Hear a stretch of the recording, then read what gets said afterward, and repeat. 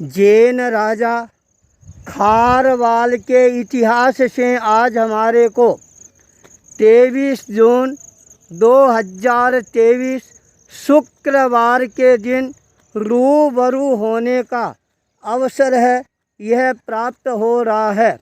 भाई जितेंद्र जैन, निर्मल चौधरी दोनों हमारे साथ में हैं, जो राजा खारवेल के इतिहास से हमारे को परिचित कराना प्रारंभ कर देते हैं। यह टीटिलागढ़ शहर है। इस शहर के अंतिम छोर पर राजा खारवेल का आगमन होता है। अंतर प्रेरणा जागृत होती है। इस क्षेत्र को मैं अपनी राजधानी के रूप में विकसित करूं तो अच्छा रहेगा। जनता को पानी के लिए कोई समस्या सहन करनी नहीं पड़े, इसलिए राजा खारवेल ने सबसे पहले यहाँ पर एक कुएं का निर्माण करवाना प्रारंभ किया। खुदाई इतनी ज़्यादा होती है, वह खुदाई ठेठ पाताल तक पहुँच जाती है। पाताल फोड़कर पानी है वह लाया जाता है। आज भी वह कुआं पाताल फोड़ कुएं के नाम से प्रसिद्धि प्राप्त कर चुका है। यह कुआं कितना गहरा है, आज तक इसकी गहराई को नापने वाला कोई भी व्यक्तित्व है वह पैदा नहीं हुआ है।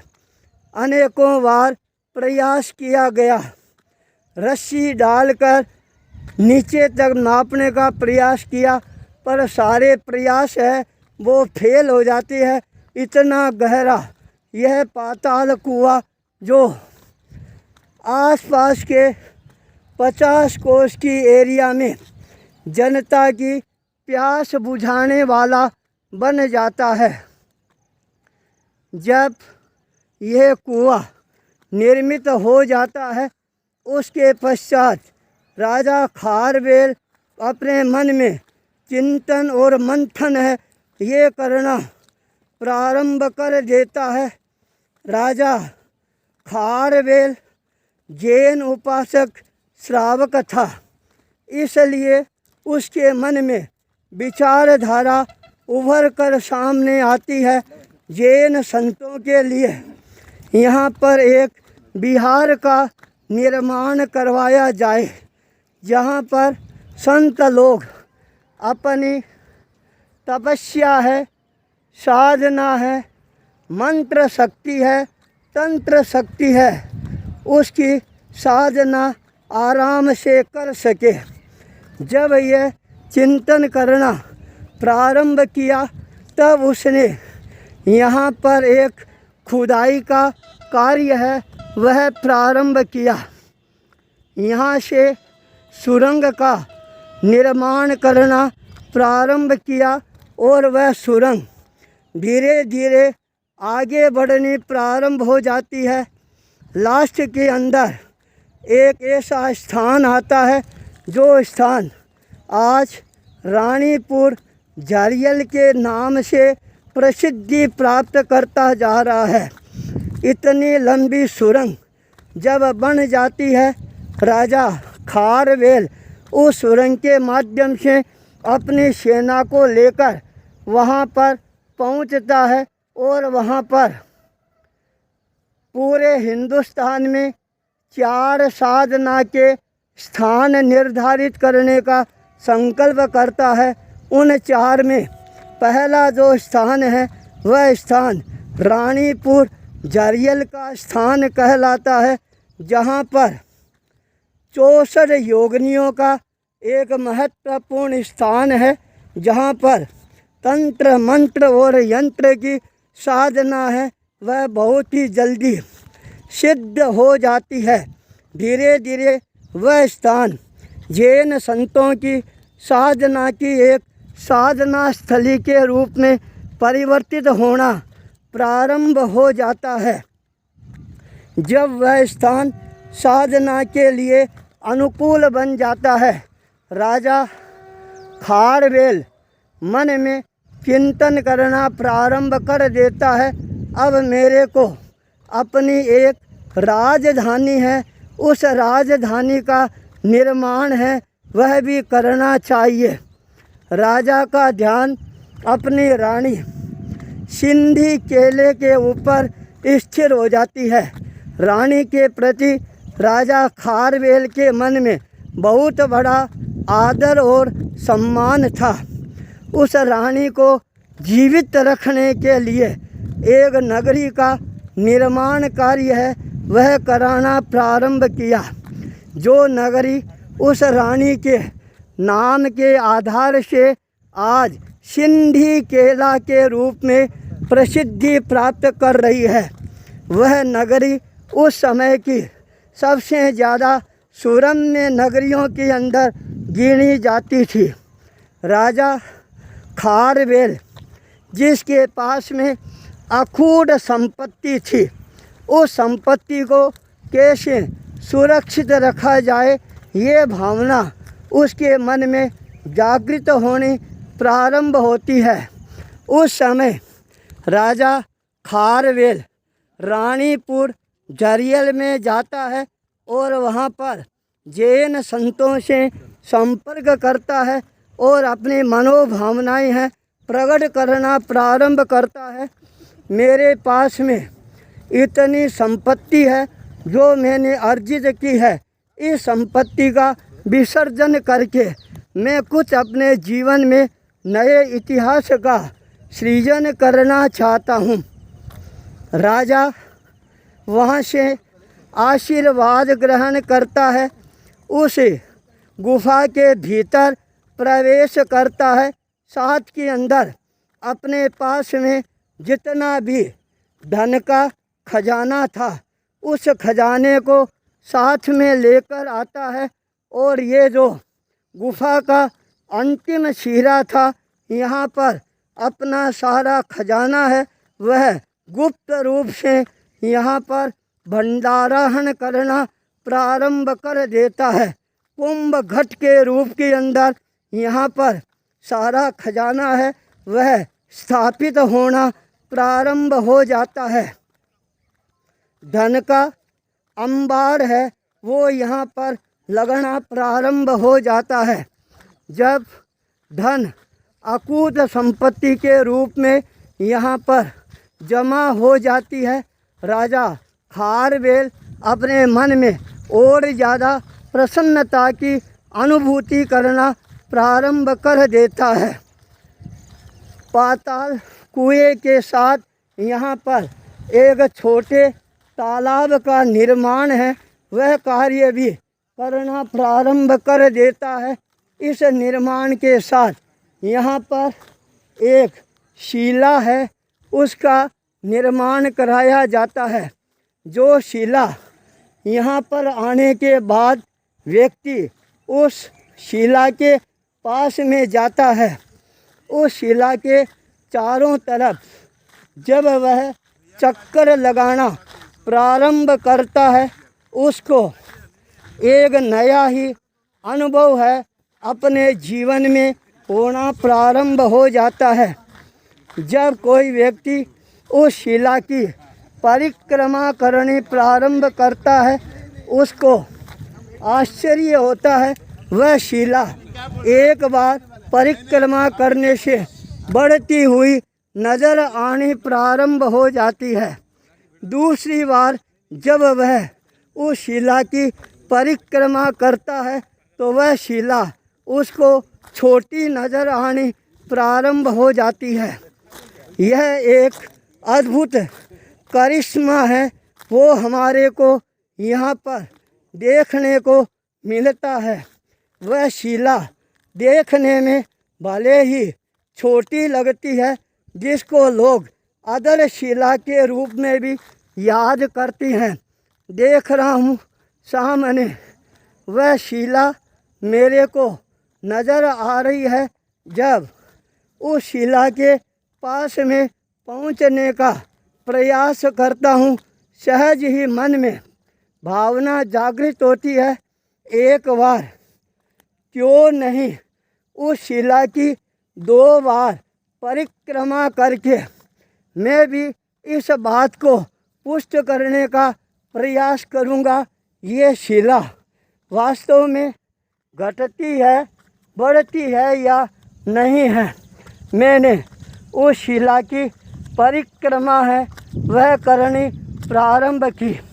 जब मैंने एक चक्कर लगाया तब मेरे को अनुभव हुआ ये शिला धीरे धीरे बढ़ती हुई मेरे को नज़र आ रही है। जब मैंने दूसरी बार परिक्रमा लगाने का प्रयास किया तो ये शिला सिकुड़ती हुई नज़र आती है। ऐसा स्थान साधना के लिए बहुत ही ज़्यादा महत्वपूर्ण बन जाता है। आचार्य अरविंद मुनि की भावनाओं को साकार करने के लिए आज मेरे को भी इस पहाड़ पर दूसरी बार यात्रा करने का अवसर प्राप्त हुआ। आचार्य अरविंद मुनि उस तालाब के किनारे पर खड़े हैं जहाँ पर 12 ही महीना पानी का स्रोत है, वह यहाँ पर प्रभावान बना हुआ रहता है। आज यह क्षेत्र टिटलागढ़ का ही नहीं, आसपास ये केशिंगा है, इधर बेलगाम है, तेल गंगा है, वह नहाती हुई नज़र आती है। पहाड़ों का दृश्य बहुत ही ज़्यादा मन भावन दृश्य है। और जब इस समय मानसून का आगमन हो गया है, चारों तरफ चलते हुए छोटे छोटे हमारे को बादल है, काले काले आकार में नज़र आने प्रारंभ हो जाते हैं। जब इतनी ऊंचाई पर हम चढ़ते हैं, पूरे आसपास का 100 कोस का दृश्य है वह हमारे को नज़र आने प्रारंभ हो जाते हैं। सिंधी केला, बेलगाम, केशिंगा ही नहीं, काला हांडी तक का दृश्य है वो हम आराम से देख सकते हैं। जब यहाँ पर शिवरात्रि का समय आता है, ये सारा परिसर है जनता से जन संकुल बन जाता है। जनता के विश्राम के लिए यहाँ पर नगर पालिका के द्वारा इस मंडप का निर्माण करवाया जाता है, जहाँ पर बैठकर लोग कुछ समय के लिए विश्राम करना प्रारंभ कर देते हैं। अपनी थकावट को उतारने के साथ यहाँ के इतिहास का भी सिंहावलोकन है वह करना प्रारंभ कर देते हैं। उड़िया समाज में इस स्थान के प्रति बहुत ही ज़्यादा आकर्षण है। शिव दर्शन करने के लिए यह लोग यहाँ पर आते ही रहते हैं। यहाँ पर एक अच्छा राम जानकी का मंदिर है, वह भी निर्मित कर दिया गया है। जो आस्था का केंद्र बिंदु है वह भी धीरे धीरे बनता जा रहा है। पाताल कुआं, बढ़ती घटती चट्टान और साथ के अंदर रानीपुर झरियल तक जाने वाली चट्टान का दिग्दर्शन करने के पश्चात अब हम धीरे धीरे पहाड़ से नीचे उतरते हुए शिव मंदिर की ओर प्रस्थान कर रहे हैं।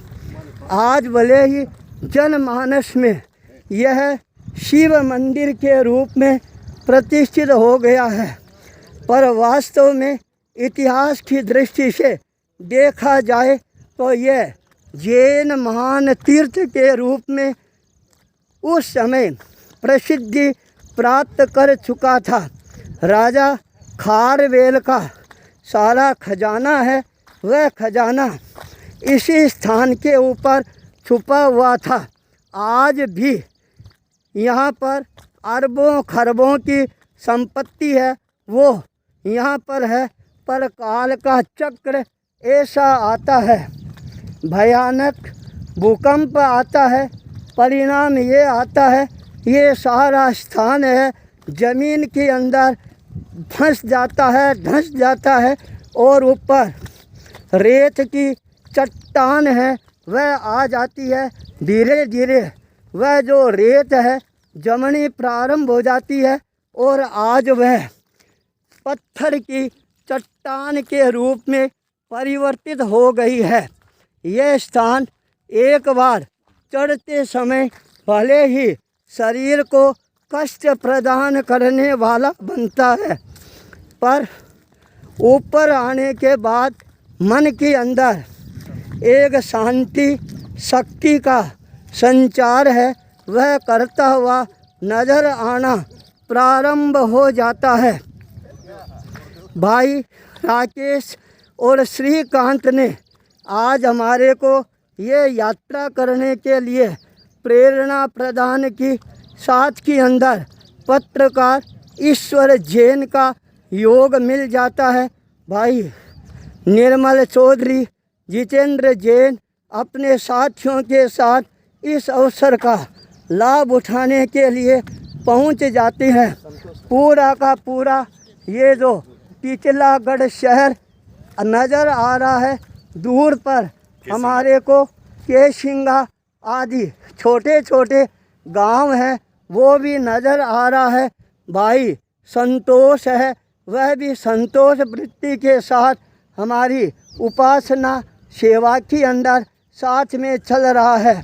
इधर जब हम नज़र पसार कर देखते हैं तो यहाँ से सिंधी केला, रानीपुर, झरियल, बगोमुंडा, कांटाबाजी, सेंथला, साथ के अंदर और भी बड़े बड़े छोटे छोटे गांव हैं, कस्बे हैं, वो हमारे को नज़र आने प्रारंभ हो जाते हैं। इस पहाड़ की चढ़ाई करना सहज काम नहीं है, बहुत ही कठिन काम है, पर साधक का संकल्प बल है, मनोबल है, वह यदि मजबूत हो साधना के इस महान पथ को प्रशस्त करने के लिए वह सफलता भी प्राप्त करना प्रारंभ कर देता है। मैं देख रहा हूँ शक्ति का स्रोत है वह किस तरह से बढ़ना प्रारंभ हो जाता है। मेरे आगे आगे आचार्य अरविंद मुनि चल रही हैं, जो 2 पेड़ियाँ चढ़ते हुए भी मन में डर का अनुभव करते हैं, पर आज इतनी ऊंचाई पर चढ़ गए, यह भी एक आश्चर्य है। भाई पत्रकार मेरे साथ में है ईश्वर जैन, वो अनेकों बार इतिहास की घटनाओं के बारे में हमारे को सुनाता रहता है, और आज जब टिटलागढ़ के अंदर आना हुआ तो यह स्थान हमारे लिए साधना स्थली के रूप में परिवर्तित होता हुआ नज़र आना प्रारंभ हो जाता है। इस स्थान पर आने के बाद राजा खारवेल का इतिहास है वो अपने आप ही दृष्टि गोचर होना प्रारंभ हो जाता है। राजा खारवेल के मन में जैन धर्म के प्रति, जैन संतों के प्रति, जैन साधना पद्धति के प्रति कितना आकर्षण था, कितना लगाव था, और साधना की दृष्टि से साधकों के लिए स्थान का निर्माण करवाना ये उसकी एक बहुत बड़ी विशेषता है, वह बन जाती है। धीरे धीरे ये स्थान आज सर्वधर्म समभाव के रूप में परिवर्तित होता हुआ नज़र आना प्रारंभ हो जाता है। यहाँ के उड़िया लोग, मारवाड़ी लोग, अन्य समाज के लोग यहाँ पर अपना अपना स्थान है, पूजा स्थल है, उसको भी स्थापित करना प्रारंभ कर चुके हैं। यहाँ आने के बाद यूँ लगता है इस संसार के अंदर भगवान ऋषभ देव के समय जब भगवान आदिनाथ साधना के पथ पर आगे बढ़ते हैं, उस समय उनके साथ में जो मित्र लोग साधना के पथ पर आगे बढ़ते हैं, वो कठोर साधना पद्धति है वह स्वीकार नहीं कर पाते हैं। परिणाम ये सामने आता है, कोई फलाहारी बन जाता है, कोई कंदाहारी बन जाता है, कोई जलाहारी बन जाता है। भगवान ऋषभदेव के समय 363 मतों की स्थापना है वह हो जाती है। आज वो ही श्रृंखला पूरे विश्व के अंदर अनेकों प्रकार के धर्म के रूप में परिवर्तित होनी प्रारंभ हो जाती है। जिस समय जिस धर्म को राज्य सत्ता का सहयोग मिलना प्रारंभ हो जाता है, वो अपना बाहुल्य है वह स्थापित करना प्रारंभ कर देता है। राजा खारवेल ने जैन साधना पद्धति को जनमानस में प्रतिष्ठित करने के लिए ये सारे उपक्रम हैं ये प्रारंभ किए। परिणाम ये सामने आया। यहाँ पर उड़िया समाज के अंदर एक बहुत बड़ा पर्व मनाया जाता है, जो पर्व नवाखाई के रूप में जाना और पहचाना जाता है। उस दिन उड़िया लोग हैं एक दिन के लिए खाना पीना बंद कर देते हैं। दूसरे दिन जंगल के अंदर जाते हैं और जो नया धान उगता है उस नए धान को वहाँ से लेकर आते हैं। दूसरे दिन उस धान से पकाकर भोजन ग्रहण करते हैं। एक तरह से वह समय संवत्सरी का समय कहलाता है। राजा खारवेल ने इस तरह से जनमानस के अंदर यह आस्था के भाव प्रकट करने का प्रयास करना प्रारंभ किया। आज यह स्थान साधना के लिए बहुत ही महत्वपूर्ण स्थान है वह बन जाता है। यहाँ का प्रमुख आस्था का जो केंद्र बिंदु है वह केंद्र बिंदु यहाँ का यह शिव मंदिर है वह प्रकट होकर सामने आया है। यहाँ पर भक्त लोग आते हैं, अपनी आस्था श्रद्धा भक्ति का प्रकटीकरण है वह करना प्रारंभ करते हैं। यहाँ के हमारे पुजारी है, आने वाले सभी साधकों को मंत्र शक्ति के द्वारा यहाँ पर अभिषेक है वो करवाते हैं। यह समय बहुत ही ज़्यादा महत्वपूर्ण समय होता है। चट्टान को चीर कर ये जो स्थान बनाया गया है यह अपने आप में और भी ज़्यादा महत्वपूर्ण बन गया है। इसी मंगल भाव के साथ ओम ह्रीं श्रीं बावन गजा बालाजी नमो नमः। ओम ह्रीं श्रीं बावन गजा बालाजी नमो नमः। ओम ह्रीं श्रीं बावन गजा बालाजी नमो नमः। नमो नमः। नमो नमः। नमो नमः।